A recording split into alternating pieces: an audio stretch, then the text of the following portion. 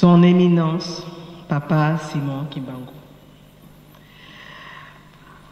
Bampangiziami, Bana Papa Simon Kimbangu, Kiambote Kienu, Kiambote Diaka.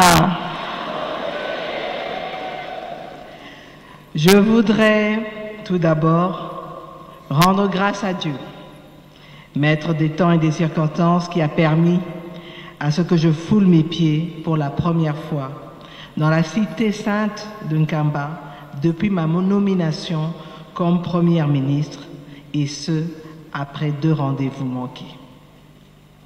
Je voudrais ensuite vous remercier, Son Éminence Papa Simon Kimbangu Kiangani, ainsi que toute la communauté ici rassemblée, pour l'accueil, pour vous transmettre les salutations du chef de l'État.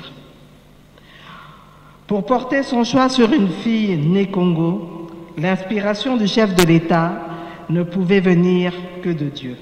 Et donc, ma visite dans la Terre sainte est une façon pour moi de venir rendre grâce à Dieu pour ses bienfaits dans ma vie. Et je sais que vous étiez nombreux à avoir prié pour qu'un ressortissant de notre province dirige le gouvernement de la République pour la première fois depuis l'accession de notre pays à l'indépendance. Vos prières ont toutes convergé vers un seul choix, celui de votre fille et sœur que je suis. Et je vous promets, en prenant comme modèle Maman Mouilou, de prendre la mesure de la responsabilité qui est la mienne aujourd'hui. Ma visite est aussi une opportunité que Dieu nous offre pour échanger avec vous sur les défis qui sont les nôtres, les vôtres, en tant que l'une des plus grandes communautés ecclésiales de notre pays, mais aussi ceux de la cité sainte de Nkamba. En effet, aujourd'hui, les défis auxquels vous êtes confrontés sont en partie réglés, notamment avec la construction de la route de la Passion. Mais comme l'a dit Papa Simon Kimbangu hier, vous avez encore un problème d'accès à l'eau et il faudra pouvoir y répondre. Ce voyage ne sera pas le dernier. Je reviendrai ici pour venir puiser les bénédictions qui me guideront sans cesse à conduire à bon port le grand bateau qu'est le gouvernement de la République démocratique du Congo.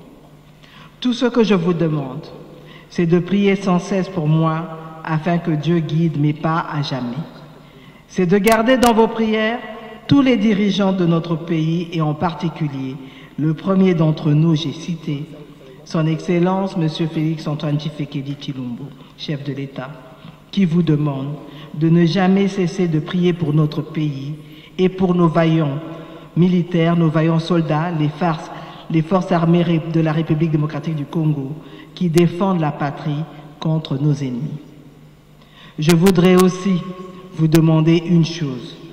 Pour nos enfants, nos frères, nos sœurs, nos enfants qui sont confrontés à la guerre à l'est du pays, pour ceux qui sont confrontés à des conflits, pour ceux qui font face à des catastrophes naturelles, de prier pour la paix en République démocratique du Congo et pour le bien-être de toute la population congolaise. Que vive la République démocratique du Congo, que vive l'Église kimbanguiste. Bika Fumu Kalusa Kumuna. Je pense que je l'ai bien dit. Tofia Okidi.